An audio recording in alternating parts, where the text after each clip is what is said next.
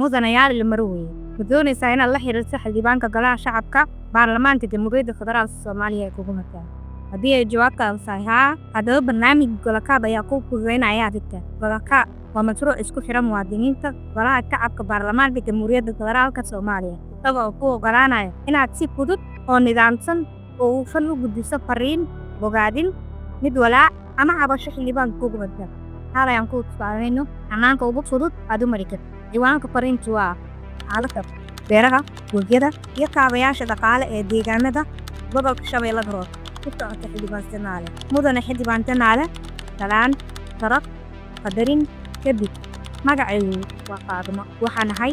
muwaadin ku nool gobolka shabeellaha hoose waxaan doonayaa in aan si xushmad leh kuugu soo gudbiyo caqabadaha ka jira degmooyinka iyo deegaanada kala duwan ee gobolka sida degmooyinka Qoryooley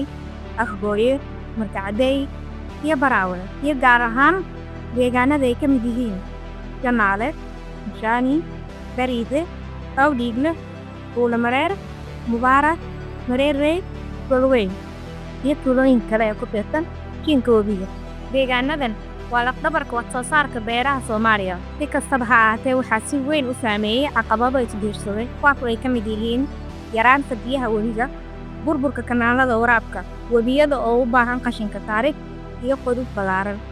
burburka buundooyinka iyo kanaalada waaweyn iyo wadooyinka saabayaasha dhaqaalaha oo gabi ahaanka burburay burburka wadooyinkani wuxuu sababaya in dalagyada kala duwan ee gobolka caanka ku yaal sida qudaarta mooska cambaha liinta galleyda qaraha digirta sisinta iyo dalagyo kale ay ku halaabaan wadooyinka baabuurka subax hore ka soo baxa degmooyinka Qoryooley ama deegaanka Janaale ayaa suuqyada Muqdisho gaara galabtii taas oo keenta khasaare dhaqaale oo baahsan arrintan waxaa sii kordhinaya baaritaano checkpoints oo aad u fara badan canshuuro tiro badan oo aan nidaamsanayn iyo dib u dhacyo xilliyada roobka kuwaas oo sababaya khasaare dhaqaale iyo carqalad suuqgeyn maadaama wadooyinka shaqaynaya jirin mudane xildhibaan si xal waara loo helo waxaan si gaar ah u soo jeedinayaa in la sameeyo xog ururin ballaaran oo qoto dheer